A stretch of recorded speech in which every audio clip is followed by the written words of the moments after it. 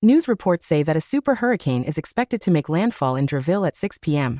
At 4 p.m., my colleagues begin packing up one by one, getting ready to head home. The subway and buses have already stopped running, so colleagues with cars offer rides to those without. When they ask me if I need a ride, I politely turn them down with a smile. Thanks, but I'm good. My boyfriend will pick me up. They grin and tease me, saying how nice it is to have a boyfriend. By 5 p.m., the wind outside is getting stronger. I call Tommy Hart, but the call doesn't go through. His last message in our chat is from an hour ago. I'll be there soon.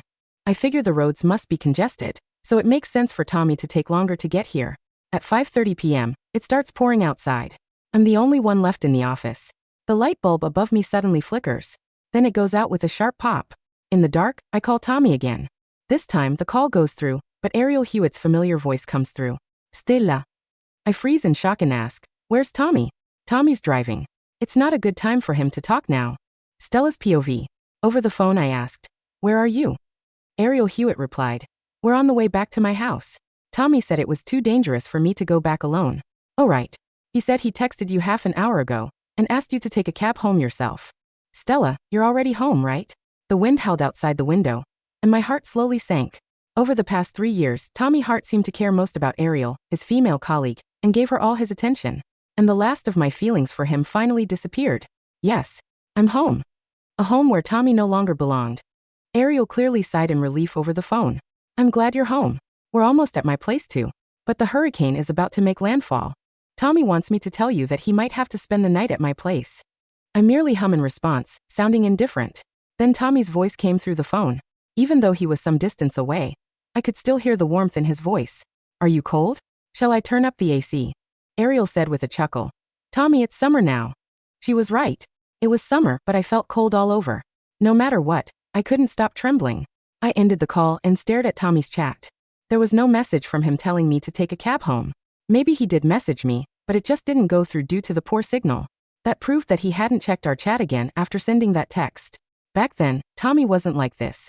When we first started dating, he was always on his phone, except when he was sleeping or in class. He would text me about every little thing, even when a dog on the street barked at him. Whenever I texted him, he would reply to me immediately. He said he didn't want to miss any of my messages, and he was afraid that if something happened to me, he wouldn't know right away. And now he was worried about someone else. A bitter ache settled within me. The howling wind outside seemed to tighten its grip on my heart, squeezing it over and over again. At 6 p.m., the hurricane made landfall, and I was stuck alone in the office. I walked into the break room and shut the door before messaging my parents, who lived in another city, to let them know that I was safe. Mom and Dad asked, "You're with Tommy, right?" I thought for a moment before replying, "Yes." The screen went black, and the room fell into darkness again. It was so quiet that all I could hear was the wind and rain outside. Just then my phone screen lit up, and my heart skipped a beat. I grabbed it and checked my messages almost without thinking. In the next moment my hope sank. It was just a government safety reminder message. The last line read, "Please stay home with your family. No matter how severe the hurricane is, we'll get through it together." Everyone was posting on Instagram, talking about how intense the hurricane was while sharing photos of their dinner that night. My stomach grumbled, reminding me that I hadn't eaten anything yet. I rummaged through the break room and found a bag of cookies. I began nibbling on them while scrolling through everyone's food posts on Instagram. As I scrolled, my finger froze on the screen when I saw a familiar profile picture. What am I going to do? My colleague's cooking is so good that it's ruined me for anything else. It was a photo showing a familiar spread of 3 dishes and a bowl of soup. They were Tommy's signature dishes. In the frame, all I saw was his hand flashing a peace sign. Tommy once said that, apart from his parents, I would be the only person he would ever cook for. The only person, huh? I liked the Instagram post and left a comment. I suggest you ask him to be your boyfriend. It wasn't long before Tommy sent me a message. Stella, was that comment really necessary? Necessary? What Tommy and Ariel did was far more ridiculous than anything I said.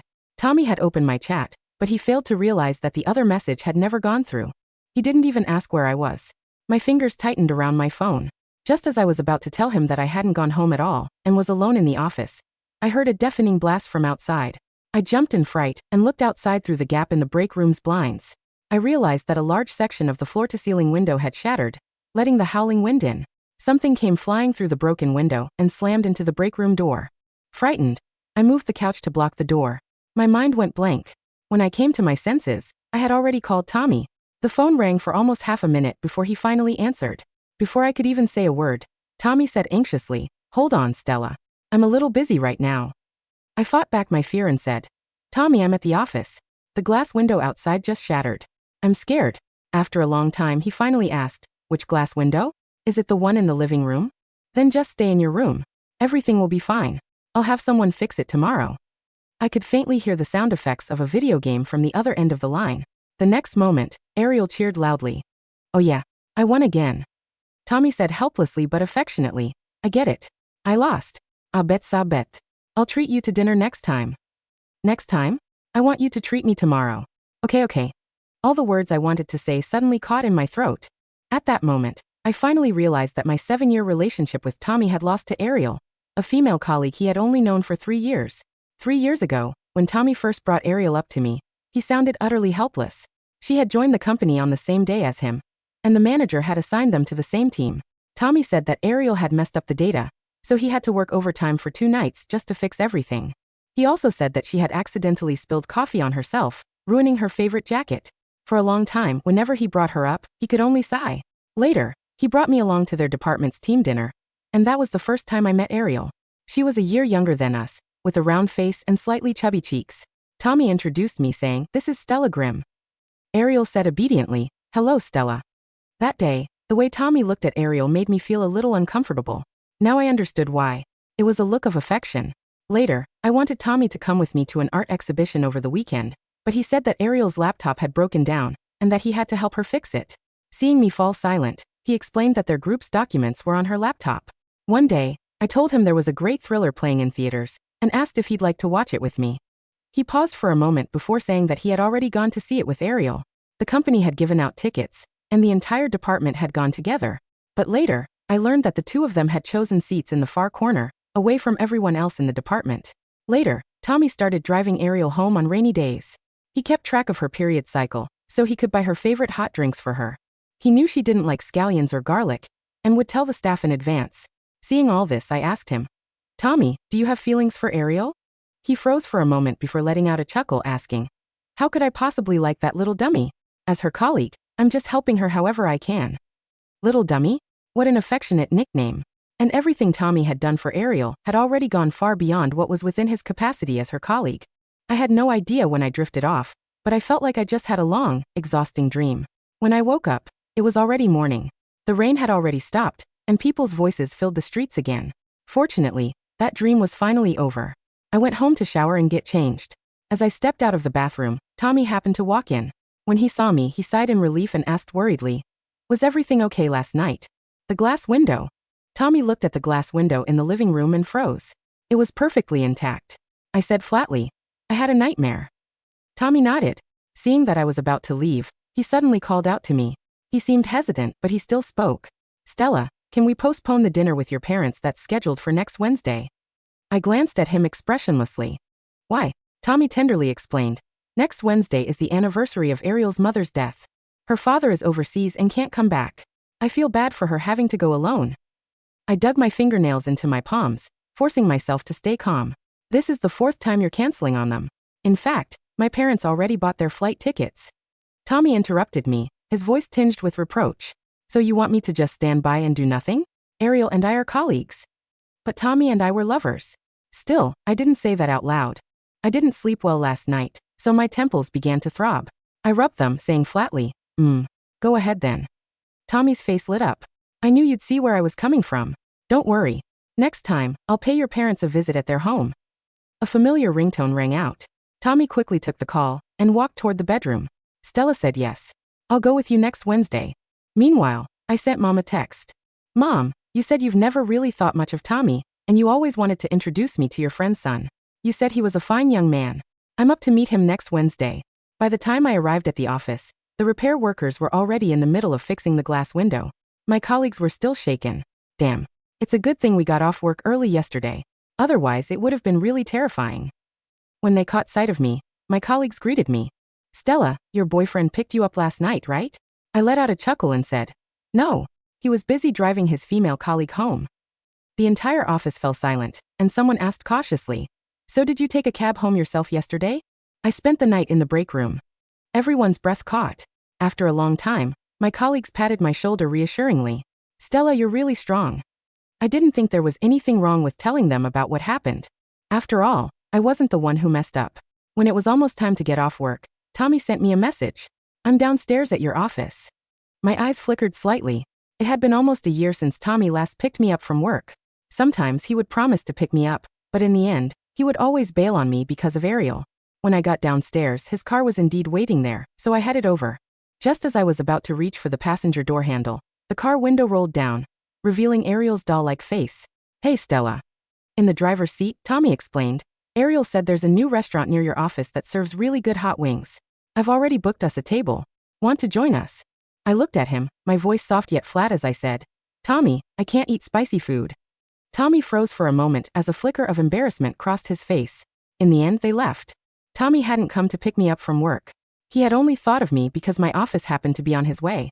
He even forgot that I couldn't eat spicy food. Back then, when he forgot to remind the chef not to make the food spicy, he would carefully pick out all peppers from my food one by one. My eyes stung slightly, but the wind quickly dried my tears. I was about to tell Tommy that I wanted to break up, but he suddenly told me something huge was happening this Saturday, and asked me to be at a location early. I froze. Our 7th anniversary fell on Saturday, so he did remember after all. Even though I had no idea what he was up to, I decided that I would end things with him that day. Tommy told me to be there by 10 a.m., but the roads were congested, so I arrived at 10:30 a.m. As I walked toward the private room, memories flashed through my mind. For our past anniversaries, he had always racked his brain to plan all kinds of surprises. He had used candles to lay out the date of when we first met. He had secretly learned to play guitar, so he could sing a song I had briefly mentioned in passing. He had even put together a photo album filled with all our memories. But for the past 3 years, every anniversary had been ruined. 3 years ago, Ariel had fallen ill. Tommy said we would have many more anniversaries together, and he felt sorry to leave her alone in the hospital. 2 years ago, Ariel claimed that someone was stalking her. Tommy left the half-cut cake behind and rushed over. Last year, Ariel got drunk at a bar. Tommy said he was only going to take her home, but he didn't come back all night. This time, I wasn't holding out much hope. I just wanted to eat with him without any interruptions, and say what I wanted to say. As soon as I opened the door, confetti burst into the air before falling on my face. Many people were inside the room, but they were all unfamiliar faces. When they saw it was me, they froze in surprise. "Huh, it's not Ariel. Didn't you say those footsteps sounded like hers? Quick, set everything up again. She'll be the next one for sure." I was rooted to the spot, looking dazed. Tommy then pulled me aside and shoved a confetti popper into my hands. "Didn't I ask you to come by earlier? Hurry, when Ariel comes in later, just pop this." After a long time, I finally found my voice. It was so absurd that I almost laughed. I looked at Tommy and asked, "What's all these for?" Tommy's gaze stayed fixed on the doorway as he said, "I forgot to tell you. Ariel's last project was a huge success, so the manager's planning to promote her." "So this is a celebration party for Ariel," I stated. Tommy's attention was elsewhere. He didn't realize that my voice had already turned icy. "That's right. Didn't you always complain that I never invited you when I hung out with my colleagues? That's why I invited you this time." "Tommy, do you remember what day it is today?" Tommy looked at me in bewilderment. I nodded, smiled, and said, "Tommy, let's break up." The confetti poppers went off. "Congratulations on your promotion, Ariel." The explosion of confetti and the cheering drowned out my voice. By then, Tommy had already rushed to Ariel's side and wrapped an arm around her. The corner of my lips curled into a mocking smile, and I turned to leave. I checked my phone and realized Mom had sent me a message half an hour ago. "Your dad and I have boarded the plane. I'm relieved you finally figured things out." The young man also happened to be in Draville. Mom said he already agreed to have dinner with us on Wednesday night. I replied sure. Then I hurried off to the airport. The next day, I took my parents sightseeing around Draville. We had just finished visiting an attraction when I received a call from Tommy. He anxiously inquired about my whereabouts. I didn't want to deal with him, but Tommy sounded so frantic, as if something serious had happened. In the end, I sent him my location. Not long after, Tommy hurried over. To my surprise, Ariel was right on his heels. When he saw my parents behind me, he froze for a moment before pulling me aside. He lowered his voice and questioned me. "What's going on? Didn't I tell you I have to be with Ariel on Wednesday? I'm not free to have dinner with your parents." I cast him an indifferent glance. "You may not be free, but does that mean I can't invite someone else to dinner?" Tommy thought I was just saying that out of anger, and didn't take it to heart. He took out his phone, tapped into a post, and pointed to one of the comments, asking, "Stella, you made that comment, didn't you?" The post featured several photos taken in the private room from the previous day. The first photo showed Tommy with his arm around Ariel's shoulders. The second showed him smearing cake on her face. In the third photo, their heads were pressed together closely. Ariel had made that post, and the caption was, "Had a celebration with my colleague. What a wonderful day." There had clearly been other colleagues present at her celebration yesterday, yet she had only posted pictures of her and Tommy. Ariel's little scheme was so obvious. I scoffed as my gaze fell on that comment. I'll be honest, this male colleague already has a girlfriend. The person who had left that comment even attached a photo of Tommy and me. No wonder he thought I was the one who had posted it. Tommy fixed his gaze on me. Ariel's account is under attack. Everyone's cursing her in the comments. If this blows up, it could hurt her. Hurry up and reply to that post. Say you were the one who made that comment. Tell everyone you were there too, and we're all good friends. And what if I refuse? Tommy froze before saying in a low voice, "Stella, you weren't like this before." He looked at me with a trace of disappointment. It was as if I were the one who had done something wrong. The truth was he was the one in the wrong. Before I could even say a single word, Ariel suddenly broke down in tears. There is nothing between me and Tommy. If my manager comes across that post, my promotion will be ruined. Mom and Dad stood nearby. They had no idea what was going on, and were looking over at us anxiously. Tommy suddenly gritted his teeth and said, "Stella, if you refuse to help me, I'll ask Mr. and Mrs. Grimm instead." With that, he turned toward them, but I called out to him coldly. I really didn't want them to worry about me anymore. "I'll do it." I went into the post and typed, "I made that comment earlier. I already ended things with the guy in the photo. Whatever they do has nothing to do with me." Tommy frowned slightly. "Even if you were trying to clear things up, you didn't have to say stuff like that." But now that the matter was already settled, he looked a little more relieved. Tommy looked at me gratefully. "Stella, I knew you still had a good heart. As for tomorrow's dinner, I'll do my best to hurry back and spend time with Mr. and Mrs. Grimm." I didn't utter a single word, and Tommy took my silence as agreement. He wrapped his arm around Ariel and left. Dinner had been scheduled for 6 p.m. the next day. At 7 p.m., Tommy said he had just dropped Ariel off and would be rushing over. At 8 p.m., he said she was having menstrual cramps. Since he had to buy her some medicine, he would be running late. At 9 p.m., I heard hurried footsteps outside the private room. The next moment, the door opened, and Tommy stepped inside carrying all kinds of gifts. "Mr. and Mrs. Grimm, I'm sorry I'm late." But when Tommy saw what was happening inside the private room, the smile on his face instantly froze. The private dining room was bathed in the warm, ambient glow of amber wall sconces. On the table, the porcelain platters were nearly empty, save for a few delicate garnishes and half-filled teacups. Sitting beside my father was a man in a crisp charcoal gray suit, his posture straight yet relaxed. He had clean-cut features, intelligent, steady eyes behind tortoiseshell glasses, and a quiet confidence that immediately commanded respect. He was pouring my mother a fresh cup of hot barley tea, smiling at a joke my father had just made. My mother looked up, her smile instantly vanishing the moment she saw Tommy standing in the doorway. Tommy's arms were laden with an assortment of high-end gift bags, imported birds, nest-aged whiskey, and vintage tea sets. His tailored jacket was slightly damp from the humid night air, and his hair was windblown from rushing up the stairs. "Mr. and Mrs. Grimm," Tommy said, his voice catching slightly as he took in the scene.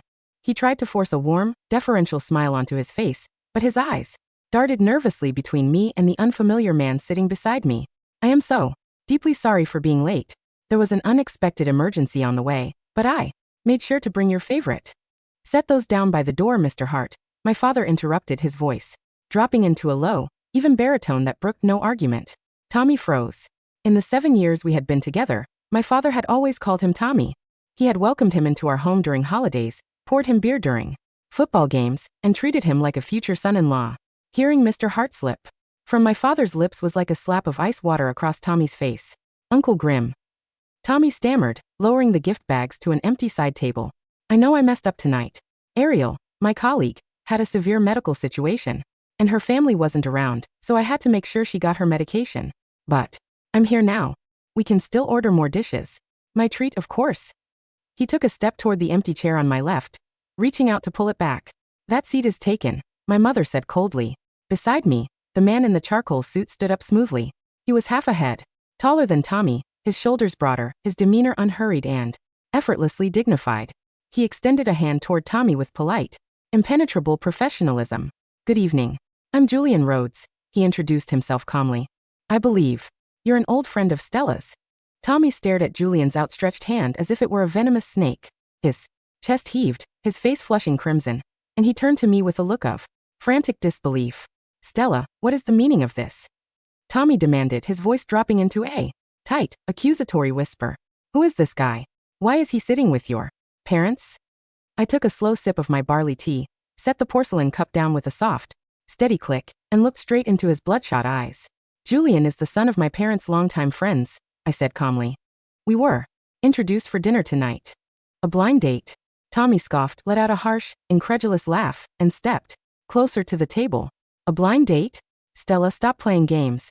We've been together for 7 years. You're angry that I was late, I get it. I apologize. Okay. I shouldn't have prioritized Ariel's errands tonight. But to Dragon, outsider here to humiliate me in front of your parents? Don't you think you're taking this petty act too far? Petty? My father spoke, standing up from his seat.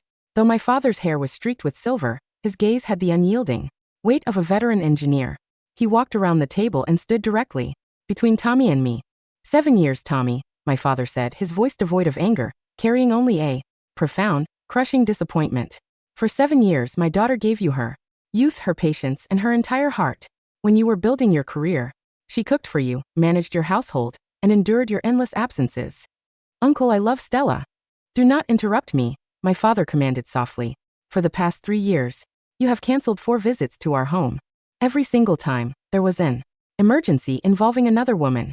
Last week, when a Category 5 hurricane hit the city, you left my daughter alone in a dark office building while you went home to cook a 4-course meal for your colleague. Tommy's face drained of all color. I sent her a message to take a cab. She couldn't take a cab, Tommy, I said quietly, cutting through his hollow excuses. The transit system had shut down at 4 in the afternoon. The floor-to-ceiling glass in the lobby shattered from the gale. I spent the entire night curled behind a couch in the break room while you were playing video games. On speakerphone. Tommy's breath hitched in his throat. He looked at me, his eyes widening in genuine, suffocating horror.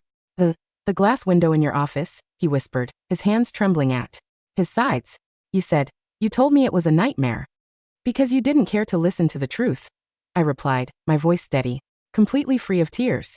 You only wanted to reassure yourself so you wouldn't feel guilty while pampering another woman. Tommy, on Saturday, I told you in that private room that we were over. You didn't hear me because you were too busy popping confetti for Ariel. Yesterday, I posted publicly that we had ended things. You didn't believe me because you assumed I would always wait for you. I picked up my purse and stood up beside Julian. I am not waiting anymore. Stella, no. Wait. Tommy lunged forward, reaching to grab my wrist, but Julian stepped smoothly into his path, his arm intercepting Tommy's hand with ironclad firmness. Mr. Hart, Julian said, his voice low and dangerous. She asked you to leave. Respect her boundaries. Tommy glared at Julian, his teeth clenched so hard his jaw muscles bulged. Get your hands off me. You don't know anything about us. Stella is my fiancée. She was your girlfriend, my mother corrected sharply, standing beside my father. And you lost that privilege long ago. We are leaving. Please do not contact our daughter again. My father placed a gentle hand on my shoulder, while Julian escorted my mother. We walked out of the private dining room, leaving Tommy standing alone amidst the cold, cleared dishes and the unopened gift bags, his face as pale as a corpse. The following afternoon was quiet. I took half a day off from work and hired a professional moving crew. By the time the 3 movers arrived at the apartment I had shared with Tommy for 4 years, I had already organized everything into neat, labeled cardboard boxes. I didn't take a single item that didn't belong to me. The custom memory foam mattress we had bought together? Left behind. The expensive coffee machine? Left behind. The framed photos of our vacations in Greece and Japan? I carefully removed the prints, shredded them into the recycling bin, and left the empty wooden frames stacked neatly on the entryway console. In the living room, I laid out 2 sets of keys, the parking pass and a copy of the utility transfer document on the kitchen island. Beside the keys, I placed a small velvet-covered photo album. It was the scrapbook Tommy had made for our 4th anniversary, filled with handwritten ticket stubs, dried pressed flowers, and notes promising that he would make me the happiest woman in the world. On the cover, I stuck a plain white sticky note. Return to sender. The account is settled. As the movers loaded the last box onto the truck, my phone buzzed in my pocket. It was a voice message from Tommy. I hit play. His voice was frantic, hoarse, and thick with unshed tears. Stella, where are you? I went to your office, but your colleagues said you took leave. Please, let's talk. I didn't know about the office window during the hurricane, I swear to God. If I had known, I would have walked through the storm to get you. Ariel means nothing to me. She's just a colleague who needed help. I'll cut all contact with her. I'll request a department transfer today.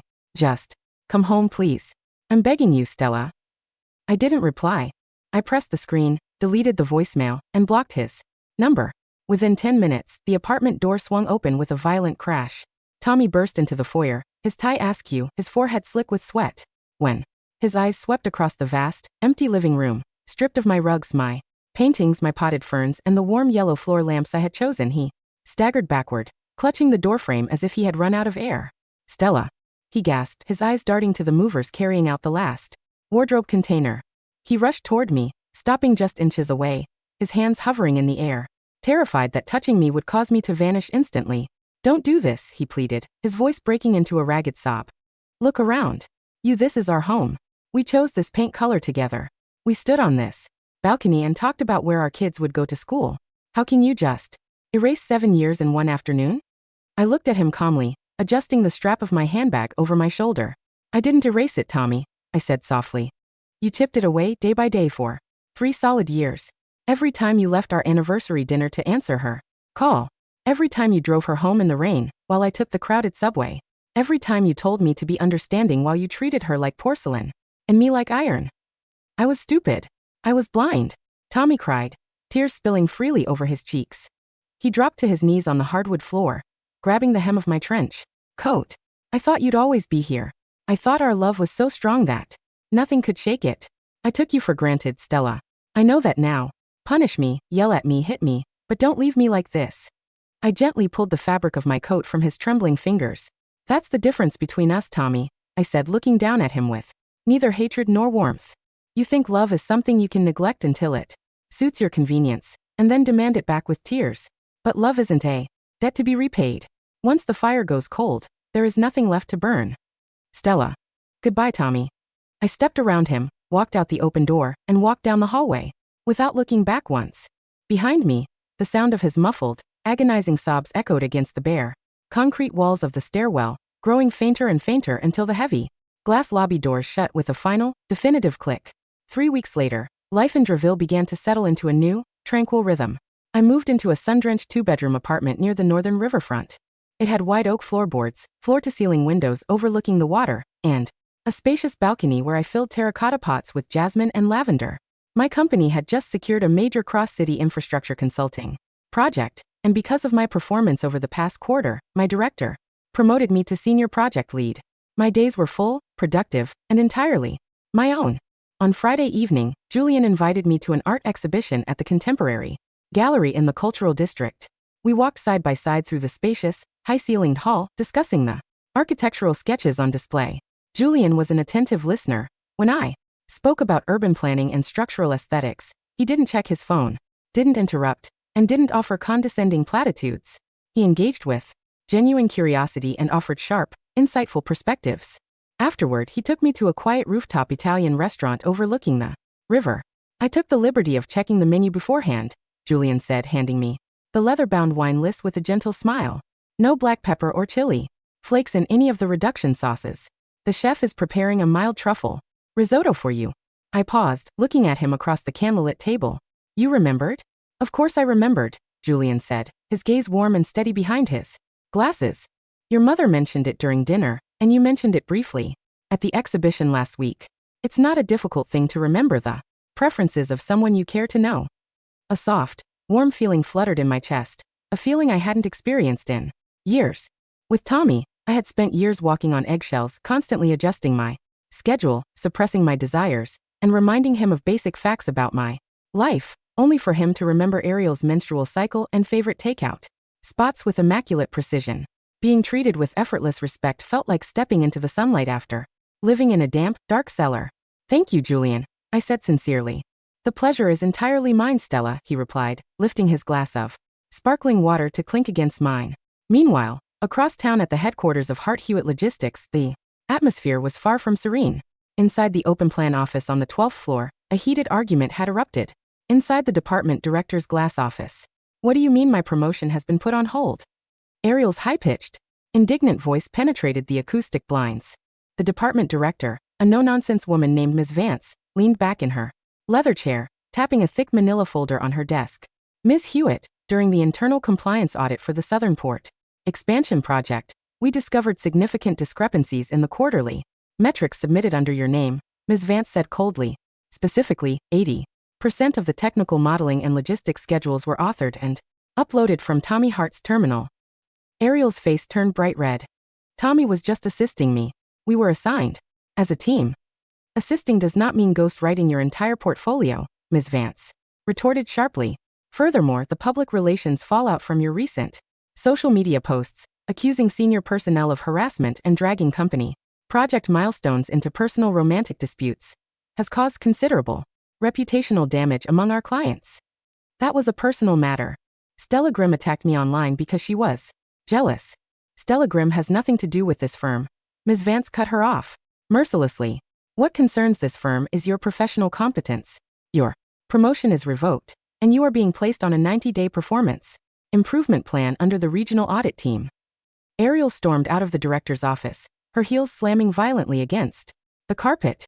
She marched straight to Tommy's cubicle, slamming her designer handbag onto his desk, scattering his project files across the floor. Tommy, did you hear what Ms. Vance just said? Ariel demanded, tears of rage brimming in her eyes. She revoked my promotion. She said you did all my work. Why didn't you explain to her that we collaborated equally? Why didn't you defend me? Tommy sat at his desk, his eyes hollow, dark circles bruising the skin beneath his cheekbones. He had lost 10 pounds in 3 weeks, his shirt hung loosely on his shoulders and his stubble was unkempt. He slowly raised his head, looking at Ariel with a dead, vacant stare. Defend you? Tommy said, his voice flat and hoarse. I did 80% of your project because you cried that your laptop broke. I wrote your quarterly summaries because you claimed you had migraines. I spent 3 years covering your mistakes, doing your overtime, and driving you around like a personal chauffeur. You did that because you cared about me. Ariel shouted, stomping her foot. You promised you'd always look out for me. And what did it cost me? Tommy stood up slowly, his towering frame casting a shadow over her. It cost me the only woman who ever truly loved me. It cost me 7 years of my life. It cost me my future. Ariel scoffed, crossing her arms defensively. Are you still whining about Stella? She walked out on you. If she really loved you, she wouldn't have replaced you with some rich snob 3 days later. She was just looking for an excuse to leave. Slap. Tommy didn't hit her, but he slammed his open palm onto the metal filing cabinet with a thunderous bang that silenced the entire department. Do not speak her name with your filthy mouth, Tommy growled, his face twisted in pure venomous fury. Get away from my desk. If you ever ask me for help on a single file again, I will submit every original timestamp and draft to HR and have you fired for gross misconduct. Ariel gasped, taking 2 steps back, genuinely terrified by the wild, murderous look in Tommy's eyes. She turned and fled toward the restrooms, sobbing hysterically. Tommy collapsed back into his swivel chair, burying his face in his trembling hands, the crushing weight of his reality pressing down on his chest like a slab of solid lead. Regret is a slow, corrosive poison. It doesn't kill all at once, it seeps into every mundane second of existence.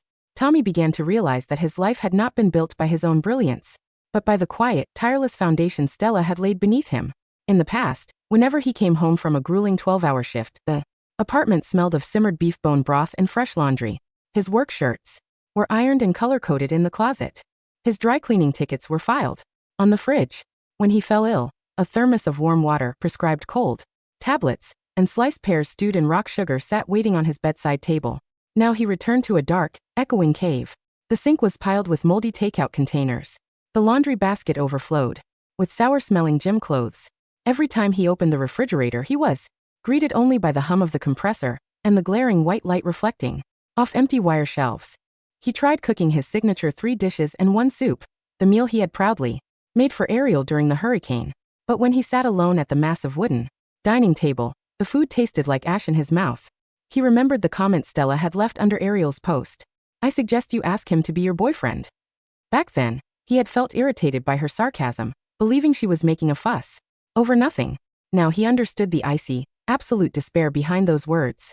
She hadn't been jealous. She had simply let go. One rainy Tuesday afternoon, Tommy found himself driving aimlessly through the city until he pulled up across the street from my office building.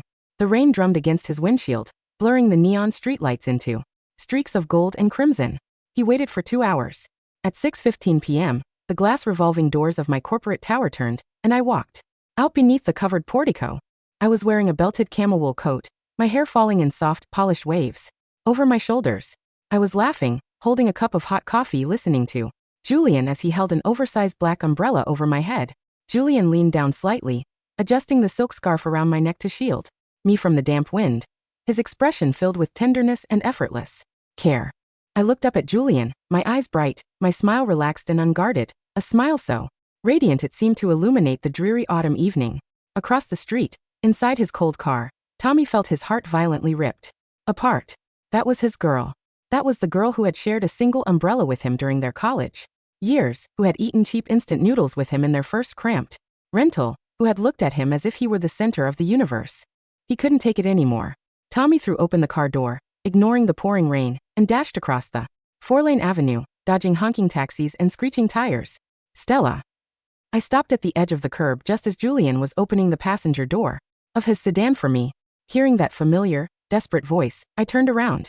Tommy was sprinting through the rain, his soaked trench coat flapping against his legs, water streaming down his face, his hair plastered to his forehead. He skidded to a halt on the wet pavement 5 feet away from us, his chest heaving like a dying animal's. Stella. He choked out, water dripping from his chin onto his trembling hands. Please, don't get in the car. Julian immediately shifted his position, placing himself slightly ahead of me, his eyes cool and alert. Mr. Hart. You are causing a scene in public. Shut up. Stay out of this. Tommy yelled, his voice cracking with hysteria. Took another step toward me, his hands reaching out plead-like. Stella, look at me. Please just look at me for 1 minute. I gently touched Julian's arm, signaling that it was all right, and stepped forward to the edge of the shelter's awning. What do you want, Tommy? I asked, my voice calm, level, and utterly devoid of warmth. Tommy fell to his knees right there on the wet, filthy concrete. The evening crowd of commuters stopped, whispering and turning their heads, but Tommy didn't care. He knelt in the puddle, grabbing the wet fabric of his own knees, looking up at me through a blur of rain and tears. I went to the doctor today. Tommy sobbed, his voice raw and broken. I requested the medical records from the hospital. Stella, I found out about the migraine you had 2 months ago. The doctor said you had severe neurological exhaustion from chronic stress and lack of sleep. He slammed his fist against his own chest, hitting himself over and over again. It was me. I did that to you. I made you sleep in the guest room. I let that coaster stay on the table. I bought her hot drinks while you were freezing in an emergency room line alone. I am a monster, Stella. I am a blind, arrogant fool. He reached into his soaked coat and pulled out a small, velvet jewelry box. He flipped it open with trembling fingers. Inside was the 3-carat diamond ring we had looked at in a boutique 2 years ago, the one he had promised to buy when his project bonus came through, but which he had later claimed he couldn't afford because he had lent money to Ariel for her car deposit. I bought it, Tommy wept, holding the glittering ring up toward me. I bought the ring, Stella. I sold my car. I took all my savings. I don't want the promotion. I don't want the department. I don't want anything in this world. Except you. Come back to me. Let me spend the rest of my life on my knees making it up to you. We can start over. Please, just give me one more chance. The rain poured relentlessly around us, splashing against the pavement in a steady drumming roar. I looked at the sparkling diamond in the wet box. 3 years ago, if he had given me this ring, I would have cried tears of pure joy. 2 years ago, I would have felt relieved that our future was finally secure. Even 6 months ago, a part of me might have hesitated. Now, looking at the ring, I felt only a profound, hollow weariness. Tommy, I said, my voice cutting through the sound of the rain with razor-sharp clarity. Do you remember the night the hurricane hit? Tommy flinched, fresh tears spilling from his eyes. I remember. I'm so sorry. No, you don't understand, I interrupted gently. The hurricane didn't just hit Draville that night. The storm started 3 years ago, the very first day you chose to look at another woman with tenderness while treating me with convenience. I looked down at him kneeling in the mud. I didn't leave you because of one dinner, Tommy. I didn't leave you because of one missed phone call.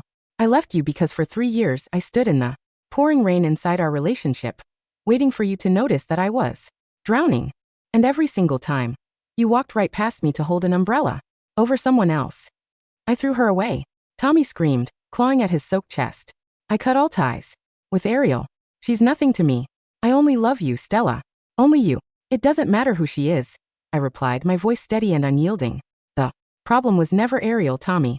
The problem was you. If it wasn't Ariel, it would have been another colleague, another friend, another person who stroked your ego and made you feel like a knight while you treated your home like a hotel. I turned my head toward Julian, who was waiting patiently, his umbrella held steady to keep the wind from blowing rain onto my coat. Take the ring back to the store, Tommy, I said, offering him one last pitying look, and learn to live with the consequences of your choices. Stella. Tommy lunged forward, but Julian stepped between us, his voice cold as a winter frost. Touch her, and I will have you arrested for stalking and assault within the hour. Julian opened the car door. I stepped inside the warm, leather-scented cabin. Julian closed the door, walked around to the driver's side and got in. As the car pulled away from the curb, I looked out the tinted window. In the rearview mirror, Tommy Hart remained on his knees in the middle of the rain-slicked pavement, his head bowed to the filthy concrete, clutching an open ring box to his chest as the heavy rain washed away the last traces of his pride, leaving him completely, utterly alone in the dark. 6 months later, the corporate logistics sector in Draville underwent a massive regulatory audit. Ariel Hewitt's career collapsed entirely. When her fraudulent project submissions were formally exposed by the compliance board, she attempted to shift the blame onto Tommy, claiming he had manipulated the data to control her. However, the IT audit revealed hundreds of personal messages from Ariel begging Tommy to complete her assignments in exchange for late-night drinks and emotional validation. She was summarily terminated for corporate fraud and blacklisted from major logistics firms across the province. Stripped of her job and facing mounting debts on the luxury car she could no longer afford, she packed her bags in disgrace and returned to her hometown, her reputation completely shattered. Tommy did not fare much better. Although he avoided criminal charges, his complicity in falsifying project author records resulted in a severe demotion. Stripped of his senior title and bonus eligibility, he was reassigned to an entry-level inventory facility on the outskirts of the industrial harbor, a grim, drafty warehouse surrounded by shipping containers and diesel fumes. He lived in a cramped single-room rental nearby. Every evening, after 12 hours of manual manifest logging, he would walk to the local convenience store, buy a single can of beer and a cold rice ball, and sit on the metal guardrail by the harbor, staring out at the dark water. His phone never rang. There were no more 3-minute phone calls at 11 p.m. There were no more frantic text messages demanding favors. And there was no warm voice asking him what time he would be home for dinner. Sometimes he would open his messaging app, scroll down to the bottom of his blocked contacts and stare at Stella's old profile picture, a sunlit photo of her smiling in a sunflower field during their college graduation trip. He would sit in the cold sea wind until midnight, tracing the glass screen with his calloused, dirty thumb, whispering words of apology into the empty air that would never, ever reach her ears. Spring arrived in Draville with an explosion of cherry blossoms and clear, azure skies. On the 3rd floor of a historic brick building downtown, the grand opening of the Grim Roads Urban Planning Consultancy was in full swing. The spacious studio was filled with architectural models, lush green fiddle leaf figs and sunlight streaming through arched windows. Clients, city officials, and distinguished industry partners mingled over champagne and delicate hors d'oeuvre. My parents stood by the central drafting table, beaming with pride as they chatted with Julian's parents. Stella, my mother called out, waving me over with a radiant smile. Come look at this congratulatory bouquet from the City Development Bureau. I walked over, holding a glass of sparkling cider, wearing an elegant ivory pantsuit that accentuated my tall, confident silhouette. My skin was glowing, my eyes clear and bright, free of the dark shadows that had haunted me for years. Julian walked up beside me, naturally handing me a small porcelain plate with my favorite smoked salmon crostini, prepared specially without chili or raw onions. Tired? He asked softly, his eyes full of gentle concern. Not at all, I replied, smiling up at him. I've never felt more energized in my life. Julian smiled, reached into his jacket pocket, and pulled out a small, sleek silver key with a custom leather tag. What's this? I asked, looking at the key in confusion. The deed to the seaside architectural studio in Northport, Julian said, his voice dropping into a tender, intimate register. You mentioned 6 months ago that your dream was to design a community library overlooking the ocean. The foundation permits were approved yesterday. I bought the plot under our consultancy's joint trust. My breath caught in my throat. I looked at the silver key, then up into Julian's warm, steady eyes that held no hidden agendas, no divided loyalties, and no reservations. Julian, you spent too many years building foundations for people who only brought storms into your life, Stella, Julian said softly, taking my hand and gently closing my fingers over the key. From now on, every foundation we build will be solid, warm, and built in the light. Together. Tears pricked the corners of my eyes, but this time, They were tears of profound, unburdened happiness. I leaned in, wrapping my arms around his neck, and kissed him softly beneath the bright morning sunlight. Around us, our families clapped and cheered there, laughter filling the beautiful, sunlit room. A year later, the afternoon sun cast long, golden reflections across the central promenade of the Draville waterfront park.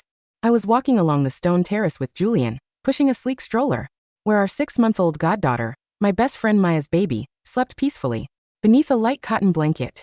Julian had his arms securely wrapped around my waist, his thumb stroking my hip in a familiar, comforting rhythm. Across the busy street, standing behind the chain-link fence of the municipal bus terminal, a man in a faded blue work uniform stood motionless. It was Tommy. He was carrying a heavy metal toolbox, his face weathered, his shoulders permanently hunched. He was on his way to his weekend shift at the shipping yard. He stopped, his eyes locking onto the couple strolling peacefully along the waterfront. He saw the way Julian bent down to adjust my sunglasses. He saw the way I laughed, tilting my head back, resting my hand effortlessly against Julian's chest. He saw the brilliant, unshadowed joy on my face, a joy he had spent 7 years slowly extinguishing, and which another man had effortlessly rekindled in the light of truth and respect. A colleague walking beside Tommy bumped his shoulder. "Hey Hart, what are you staring at? The bus is here. If we miss this one, the foreman will dock our pay." Tommy didn't move for a long time. He watched as Julian and I turned the corner of the promenade, our figures bathed in golden sunshine, disappearing into the vibrant, blooming park ahead. A single tear tracked through the dust on Tommy's cheek, falling silently onto the hot pavement below. "Nothing," Tommy rasped, his voice barely audible beneath the roar of the city traffic. "It was just someone I used to know." He picked up his heavy toolbox, turned his back on the sparkling river, and stepped into the crowded, noisy bus, vanishing into the gray shadows of the life he had built for himself. And across the water, beneath the vast, cloudless sky, the wind blew warm and gentle, carrying no storms, no broken promises, and no regrets, only the infinite, beautiful promise of a life lived entirely in the light.